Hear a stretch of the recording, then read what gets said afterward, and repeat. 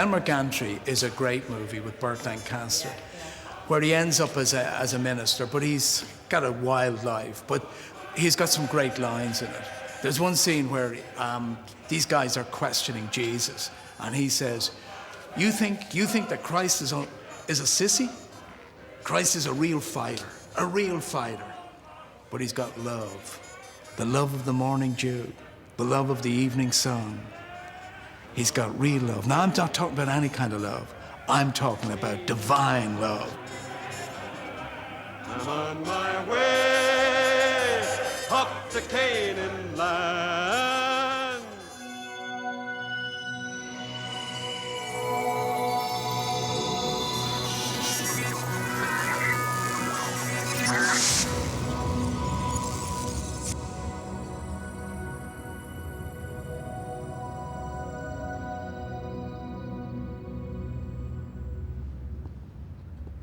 Did you ever have an epiphany or a... At one time, I saw flashing lights before my eyes, and I got a bit dizzy. And it was a very, very bright light. And I was taken in by it. And then suddenly I realized I was actually having a mild heart attack and was rushed to hospital. No, I think my journey to belief has been one where I discovered within me the belief was there. And it took those years to slowly reveal it to myself. Mm-hmm. So it was an inward journey as well. And it was a slow journey of revelation.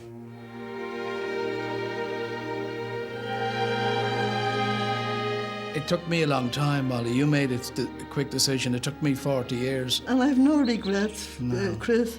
You know, honestly, when I see you also on the Lord's way, guiding people, helping them to know that He's there, your compassion, the many people who say, I'll never forget Chris.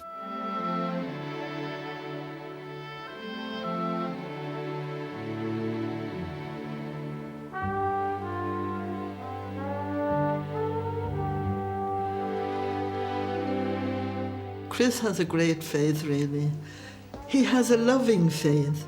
He's very sincere and absolutely dedicated to whatever. As a postman, he was dedicated. In the unions, he was dedicated. And I think he's dedicated now in his work as a minister.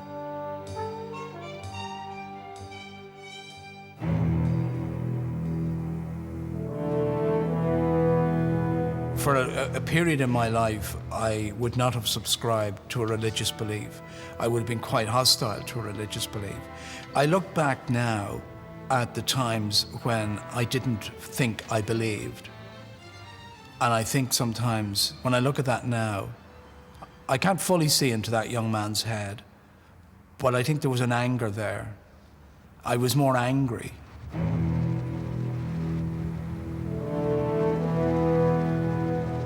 Do you think there's a dark side to Chris Hudson? When I was young, in my late teens, I got in a bit of a scrap with a lad who was in the British Army home on leave.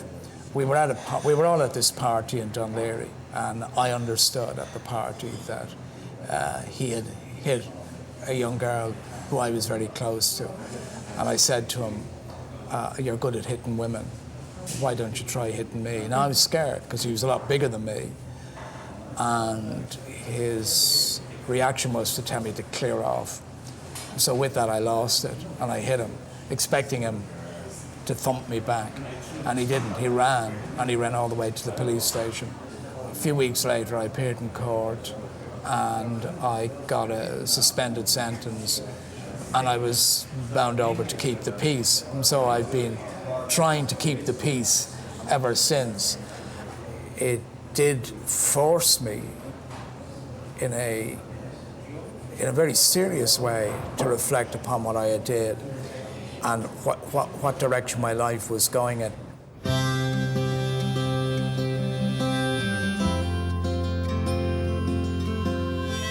Well, growing up in number 23 Clarinda Park was a great childhood.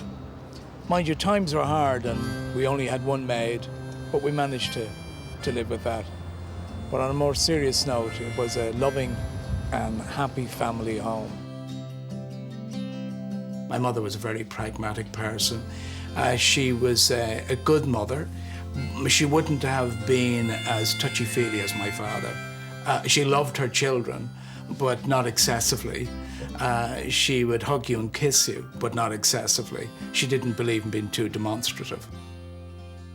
My father would roar back if you argued him. I mean, he was called Bracky, and that was because he was born on Halloween, and he was called after the Brack. How creative is that? But anyway, my mother used to say around the table to him, when he'd roar and shout, she'd say, Bracky, keep your voice down, the neighbours. She was always worried that the neighbours would hear shouting, and that was more important to her.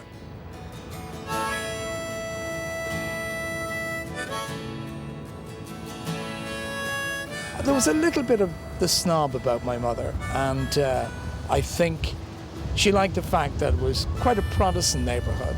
Many of the people around here were Church of Ireland, and as we used to jokingly say when we were young, the Protestants knew all the names of the flowers, and we knew all the names of the saints. Busted flat and Baton Rouge, heading for the train, feeling nearly faded as my jeans.